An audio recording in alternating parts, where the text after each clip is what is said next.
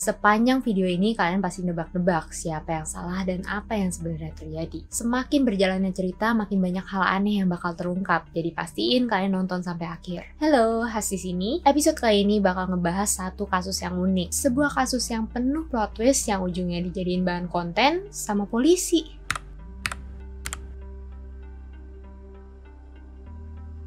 Michael DiPolito atau dikenal dengan Mike adalah seorang pengusaha yang punya gaya hidup yang borju. Selalu kelihatan dengan baju dan perhiasan mewah dan juga berlibur di hotel-hotel mahal. Tapi dibaliknya, dia punya masa lalu yang kompleks. Di umur 22 tahun, dia ditahan karena urusan narkoba. 4 tahun kemudian, dia kembali ditangkap karena nawarin jasa BO ke seseorang yang ternyata adalah seorang polisi yang menyamar. Di masa-masa ini, Mike lagi pacaran sama seorang wanita dan gak lama ngehamilin dia. Tapi habis anaknya lahir, Mike udah pindah hati lagi ke seorang wanita bernama Maria Luongo yang selanjutnya nanti bakal jadi istri dia. Di sekitar waktu ini dia nyeburin diri ke dunia penipuan. Dia kerja sebagai seorang telemarketer yang tugasnya nelponin orang buat ngajakin mereka investasi. Tapi begitu mereka setuju, uangnya bakal dibawa kabur. Bisnis ini bernaung di bawah sebuah keluarga kriminal atau bisa dibilang mafia. Mereka berhasil ngumpulin sekitar 11,1 juta dolar dari investor sebelum bisnisnya akhirnya kebongkar di tahun 2002. Tapi dari sini Mike udah cukup belajar untuk bisa memulai bisnisnya sendiri.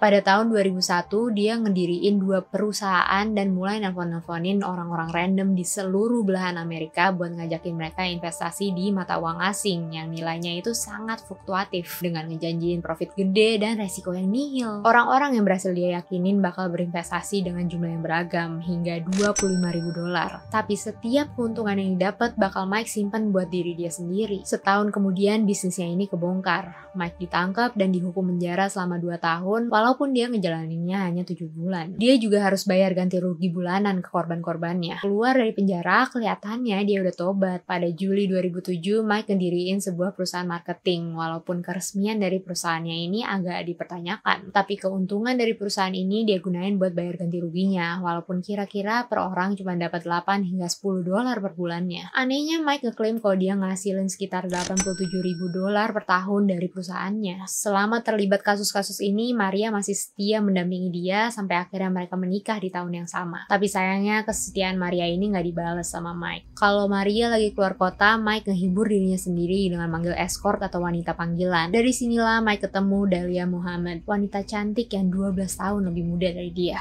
Penampilan menarik Dahlia ini sampai-sampai ngebuat Mike beneran jatuh cinta. Dalam waktu sebentar, Dahlia yang sebelumnya tinggal di California pindah tinggal bersama Mike di Florida. Beberapa bulan kemudian, pas Maria pulang dari salah satu perjalanan bisnisnya, Mike ngumumin kalau dia mau cerai. Mike dan Dahlia pun menikah pada 2 Februari 2009. Cuman 5 hari setelah perceraiannya diresmiin. Mereka pindah ke rumah baru seharga 225.000 yang dibayar cash. Dahlia lahir sebagai anak pertama dari 3 bersaudara di sebuah keluarga yang broken home. Bisa dibilang dia nggak punya rencana hidup yang jelas. Abis lulus kuliah, dia sampai harus punya 2 pekerjaan, dimana di malam hari dia jadi escort, di siang harinya dia jadi sales real estate. Dengan Mike yang sangat berkecukupan dan bergaya hidup mewah, kesibukan Dahlia setiap hari berubah jadi perawatan ke salon, shopping, dan nge-gym. Wajar kalau diasumsiin hidup dia sangat damai. Tapi ternyata nggak semudah itu. Dengan orang-orang yang dia tipu, nelantarin anak pertamanya, ninggalin istrinya buat seorang escort, dan juga keterlibatannya dengan mafia, nggak heran kalau banyak orang yang nggak suka sama Mike. Nggak berapa lama setelah pernikahan keduanya ini, hal-hal aneh mulai terjadi. Di bulan Maret, setelah Mike dan Dahlia check out dari sebuah hotel mewah, mereka disambut sama polisi di dekat mobil Mike. Mereka dapat laporan anonim yang bilang kalau Mike lagi ngedarin narkoba. Mobilnya digeledah, tapi karena polisi nggak nemu apa-apa, Mike dan Dahlia dibebasin pergi. Tapi 2 minggu kemudian terjadi lagi. Saat pergi ke sebuah mall, mereka kembali dicegat karena ada lagi yang laporin Mike. Kali ini dengan bilang kalau dia nyimpen narkoba di ban cadangan mobilnya. Dan kali ini mereka beneran nemu sesuatu. Ada 1 bungkus rokok yang isinya adalah 2 kantong kokain. Mike langsung bilang kalau dia udah sering dijebak sebelumnya, bahkan sampai nuduh mantan istrinya. Dan polisi lihat kalau dari ekspresinya Mike tuh nggak dibuat-buat. Dia beneran panik dan bingung, sehingga Mike pun kembali dibebasin. Di hari lain, Mike lagi mau nge-gym pas dia nemu note di mobil dia. Note nyuruh dia buat narik 4.000 dolar, kembali ke tempat parkir itu, dan nyelipin uangnya di bawah mobil yang parkir di belakang mobil dia. Note juga bilang jangan kasih tahu polisi, jangan kasih tahu istrinya, dan dialah yang bakal jelasin ke Mike apa yang telah dan bakal terjadi ke Mike selanjutnya. Note ditandatanganin dengan tulisan someone who will help you, seseorang yang yang akan bantuin Mike. Tapi Mike akhirnya tetap ngelaporin surat ini ke polisi. Pas ngelaporin, Mike udah bener-bener parno, takut akan keselamatan dan keamanan dia. Dia takut kalau ini adalah ulah mafia yang dulu jadi bos dia. Dia bahkan sampai bilang dia berharap kalau siapapun yang lakuin ini buat mecahin aja kaca mobil dia dan nembak dia biar urusannya selesai. Tibalah 5 Agustus 2009. Awalnya hari berlangsung dengan normal. Dahlia berangkat ke gym jam 6 pagi kayak biasa. Tapi begitu tiba di gym, Dahlia dapat telepon dari polisi, nyuruh dia buat segera pulang. Pas Dahlia sampai, rumahnya udah dikelilingin sama mobil polisi. Dikelilingin garis kuning, reporter dari berbagai stasiun berita udah berkerubung, dan tim forensik lagi foto-foto sebagai barang bukti. Dan akhirnya polisi ngasih tahu kalau Mike ditembak dan gak berhasil selamat. Dahlia langsung runtuh, nangis ke pelukan polisi. Dia pun ke kantor polisi, di mana dia bertemu dengan pelaku. Pada awalnya Dahlia ditanya, dia kenal gak sama orang ini? You know who this guy is? No, You've never seen him before? I've never seen him before. Ever. Do you know her? Put your head up and look at her. Put your head up. I've never seen him. What were you doing coming out of her house? Get him out of here. Tapi polisinya cuma ngeliatin dia. Lama banget sampai akhirnya dia ngomong sesuatu yang benar-benar ngagetin. You're going to jail today for solicitation of murder. You're under arrest. That's an undercover police officer. We filmed everything that you did, recorded everything that you did. You're going to jail for solicitation of first-degree murder of your husband. Kalian bisa bayangin betapa kagetnya Dahlia. Gak berapa jam yang lalu dia dikasih tahu kalau suaminya udah meninggal. Bahkan dia lihat dengan mata kepalanya sendiri kalau rumahnya itu udah jadi TKP. Dan sekarang dia dituduh kalau dia terlibat sama pembunuhannya. Siapa yang gak shock? Dahlia cuma bisa berkali-kali ngulang kalau dia bukan pelakunya. I didn't do anything. Listen to I me. didn't do anything. You're going to I didn't jail. do anything. Please, I didn't do anything. Tell me you didn't do anything. I didn't do anything.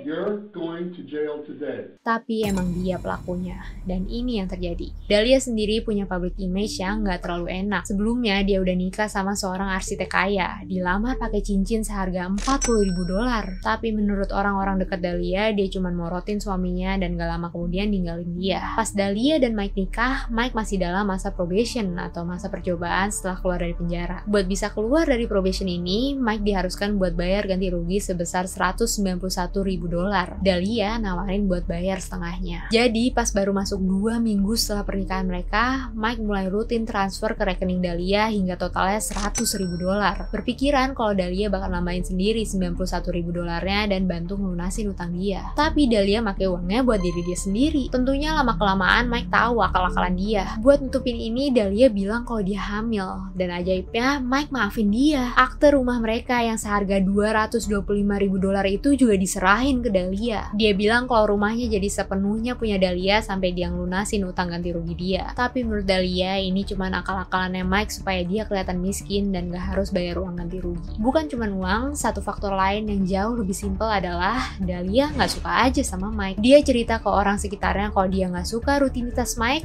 gak suka gimana Mike sangat memperhatikan penampilan dia, dan juga gak suka sama ibunya Mike. Intinya dia mau Mike pergi dari hidup dia, gimana pun caranya. Apakah dua hal ini yang membuat Dahlia sampai kepikiran buat ngerenggut nyawa Mike? Dahlia beralasan kalau ini bukan soal uang, bukan soal kepribadian, tapi soal pertemanan. Karena keterlibatan Mike sama mafia, menurut Dahlia kalau dia sampai nekat ngajuin cerai, hidup dia nggak bakal tenang. Tapi dengan gimana pernikahan sebelumnya berakhir, rumah yang udah ada di tangan dia, dan jumlah uang yang bakal diwarisin dia kalau sampai aja Mike meninggal, sulit dipercaya kalau itu alasan sebenarnya. Tapi apa yang dilakuin Dahlia sampai ketahuan sama polisi? Sebagian besar informasi tadi didapetin dari mantannya Dahlia, Muhammad Syihadeh. Pada suatu hari, Dahlia ketemu sama Syihadeh di dalam sebuah toko baju, di mana Dahlia nanyain sebuah pertanyaan yang bisa dibilang nggak awam, yaitu apakah Syihadeh kenal dengan pembunuh bayaran yang bisa ngebunuh suaminya. Syihadeh dengan cepat ngerespon kalau dia nggak mau terlibat sama sekali. Percakapan mereka didengar sama beberapa pria di sekitar situ. Cowok-cowok ini tuh jelas tertarik sama Dahlia yang emang seksi penampilannya. Jadinya mereka malah nawarin buat bantuin. Tapi pas mereka survei rumah Mike, mereka langsung balik dan mundur karena banyak kamera pengawas di mana-mana. Setelah itu Dahlia mulai nyembunyiin narkoba narkoba di mobilnya Mike. Dahlia sendirilah yang nelponin polisi buat datang ke mereka. Tapi jelas usahanya gagal karena Mike tetap bebas. Di titik ini ibunya Mike bahkan udah curiga ke Dahlia, tapi Mike masih ngebelain dia. Dahlia nggak nyerah. Di satu kesempatan dia masukin aditif radiator mobil ke minumannya Mike, tapi dimuntahin setelah satu tegukan. Setelah semua upayanya gagal, Dahlia akhirnya kembali ketemu sama mantan pacarnya. Di pertemuan ini, Syahade sempat ninggalin Dahlia sebentar di dalam mobilnya buat beli rokok. Tapi pas dia balik, dia mergokin Dahlia lagi ngambil pistolnya yang dia simpen di laci mobil. Besokannya, Dahlia ngebawa ribuan dolar, puluhan juta rupiah dan minta Syahade buat beliin dia pistol. Tapi lagi-lagi Syahade nolak. Dahlia pun udah muak sama Syahade dan akhirnya bilang kalau dia bakal nge-hire orang lain aja buat bantuin dia. Di titik inilah Syahade ngelapor ke polisi. Di Amerika ada acara TV yang mirip-mirip sama 86 yang libatin polisi, namanya Cops. Nah, kebetulan pas Syahade ngelaporin ini, Cops lagi kerjasama sama kepolisian setempat. Seorang istri nyari pembunuh bayaran buat ngebunuh suaminya yang kaya. Udah kayak skrip telenovela. Kenapa nggak sekalian dikontenin aja? Jadinya mereka naruh kamera di mobilnya Syahade dan nyuruh dia buat kembali ketemu sama Dahlia. Di rekamannya kedengeran kalau Syahade bener-bener gak nyaman. Tapi pada akhirnya dia berhasil tahu motifnya Dahlia dan seberapa seriusnya dia buat ngebunuh suaminya. Dahlia yakin kalau nggak ada yang bakal expect kalau Dahlia lah otaknya dan semua orang bakal mencurigain teman-teman mafianya Mike. Dahlia pun nyerahin $1.200 buat Syahade nyari pembunuh bayaran. Pada 3 Agustus 2009, Dahlia ketemu sama pembunuh bayaran ini, yang sebenarnya adalah polisi yang lagi nyamar. Mereka ngediskusiin fee, tanggal yang pasti, bahkan Dahlia sempat bercanda kalau dia bukan sekedar cewek cantik, dia nggak sepolos kelihatannya. I'm a lot tougher than what I look. I know you see me, you're like, oh, what a cute little girl, whatever. You know, but I'm not. That I'm you not. are. You're Yeah. beautiful. Thank you, but you know, I just need to make sure everything's gonna take care of. Di akhir pertemuan ini, polisinya ngasih peringatan kalau begitu Dahlia keluar dari mobilnya, dia nggak bisa berubah pikiran. Ini jawaban Dahlia. You know, between now and when it's done, you know, you're not gonna have an option to change your mind. Even if you change your mind, I'm talking to him. There's no changing. No, there's no like.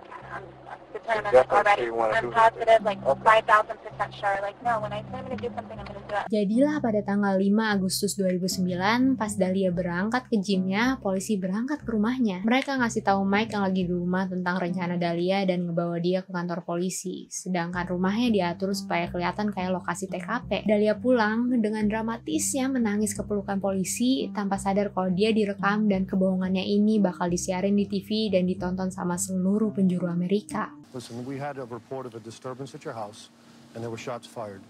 Is your husband Michael? Okay, I'm sorry to tell you, ma'am, he's been killed.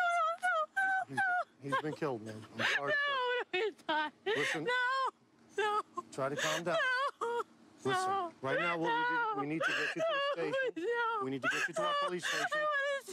I can't let you in, man. We have to do our job. If you want us to find this killer, okay, we need you to calm down. I'm gonna need you to go with these detectives, okay? Does he have enemies? Is there anyone that would want to hurt him? Okay, who would want to hurt him? Witnesses said they saw a black male running from me. I can't let you see him, ma'am. Ma'am, I cannot do this right now. Ma'am, I can't do it. Detective Yopi, I need you to take her to the station. I can't, ma'am. Go with these detectives. If you want to help your husband, okay? If you want to help your husband, you need to go to the station with these gentlemen. Ini berarti Mike dibunuh, dia masih hidup. Walaupun harus hidup dengan ingatan kalau istrinya sendiri nyoba ngebunuh dia. Tahu suaminya masih hidup, Dahlia mohon-mohon supaya dia bisa ketemu. Tapi dia cuma dikasih tahu kalau Mike gak mau ngeliat dia. Your husband is well and alive. Thank God. Oh, yeah, thank God. Please, can I see No, him? he doesn't want to see you. I so wanted to see him. He doesn't want to see you. Pas Dahlia diborgol di kantor polisi, mereka sengaja ngebuat Mike lewat di depan pintu ruangan Dahlia. Oh my God. He's alive. Come here, please. Come here. Mike, come here. Come here, please. Come here. Can't fix it. Why not? I didn't do anything I to heard you. you. Mike, come here, please. Come here. Orang pertama yang dihubungin sama Dahlia dari tahanan adalah Mike. Dahlia bukan cuma kekeh kalau dia bukan pelakunya, tapi juga bilang kalau dia kecewa sama Mike karena gak nyariin dia pengacara. Pembelaan Dahlia di pengadilan juga gak kalah gilanya. Dia bilang kalau dia sadar polisi lagi ngerekam dia, dan suaminya sendirilah yang nyuruh dia buat nge-hire pembunuh bayaran dan divideoin, supaya Mike bisa jadi artis reality show. Setelah proses hukum yang sangat panjang, walaupun hakim setuju kalau gak seharusnya proses penahanan Dahlia direkam sama Cops dan dijadiin bahan hiburan, pada 21 Juli 2017 akhirnya Dahlia dijatuhi hukuman penjara selama 16 tahun. Tapi sampai saat ini Dahlia masih bersikeras kalau dia nggak salah apa-apa dan masih berjuang buat dibebasin. Sekian episode kali ini. Jangan lupa walaupun mungkin yang aku sampaikan kedengeran kayak fiksi saking di luar nalarnya, semua videoku adalah kisah nyata dengan orang-orang nyata dan juga dengan korban-korban yang nyata. Boleh banget kasih tahu aku kasus lain yang kalian pengen aku bahas. Bisa ngomong di sini, di TikTok maupun di IG ku. Sampai jumpa di episode selanjutnya.